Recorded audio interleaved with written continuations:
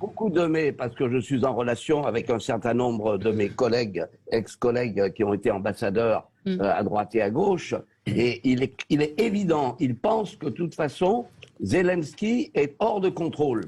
C'est-à-dire, même si les Américains lui disent de se calmer, il va continuer. Et c'est ça qui est dangereux. Ce n'est pas à lui de mener notre politique étrangère. Or, c'est ce qui se passe.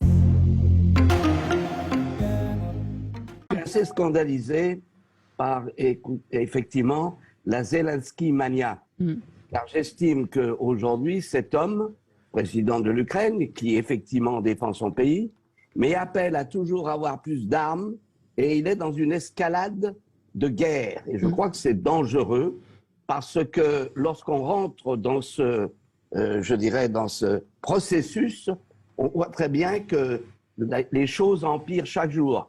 Il ne s'agit pas de donner, je dirais, raison, bien sûr, à Poutine, qui est effectivement un agresseur. Mais il n'en demeure pas moins que les choses sont un peu plus complexes que ça et que nous avons notamment une part de responsabilité dans cette crise. Il n'y a pas eu l'application des accords de Minsk et donc, et ça c'est l'Ukraine qui les a refusés, donc il s'agit aujourd'hui de ne pas entrer dans une escalade de guerre qui peut conduire dans le mur. Voilà pourquoi je dis attention, et quand la France fournit des armes et encore davantage, que les États-Unis, bien sûr, déversent des tombereaux d'armes parce que c'est une guerre russo-américaine, eh bien, je dis attention, on va au casse-pipe. Oui, justement, on dit qu'on n'est pas en guerre. Maintenant, quelle est la situation de la France ou de l'Europe quand on fournit des armes? Quand on aide, on est co-belligérant, non? Est-ce qu'on est en train de faire la guerre sans le dire? On n'en est pas loin. Est-ce qu'on fait la guerre sans le dire?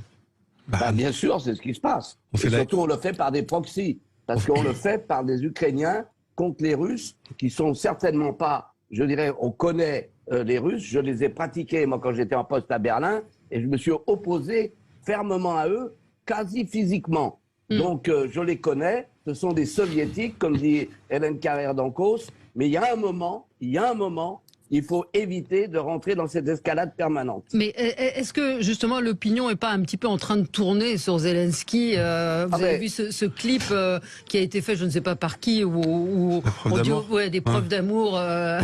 Après les chocolats, on demande des tanks. Non, mais quand on livre des armes, on fournit des armes, on est forcément un petit peu en guerre indirectement. Mais même quand vous entendez ce que dit l'Union européenne hier soir ou ce matin, sur le fait que si la Russie utilise l'arme nucléaire, la réponse sera tellement grave que ça anéantira Moscou. Ça veut dire qu'on est et qu'on se prépare possiblement à entrer en guerre. Faut arrêter de mentir aux Français.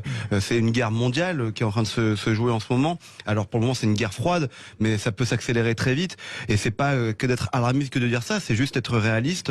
Et il faudra voir ce qui se passe dans les mois qui viennent. Voilà, tout simplement. Mais sur la position de la... Ça risque d'aller beaucoup plus vite que ça. Juste un point. Oui, Jacques Miard. Beaucoup de mes, parce que je suis en relation avec un certain nombre de mes collègues, ex-collègues qui ont été ambassadeurs à droite et à gauche, et il est évident, ils pensent que de toute façon, Zelensky est hors de contrôle. C'est-à-dire, même si les Américains lui disent de se calmer, il va continuer. Et c'est ça qui est dangereux. Ce n'est pas à lui de mener notre politique étrangère. Or, c'est ce qui se passe.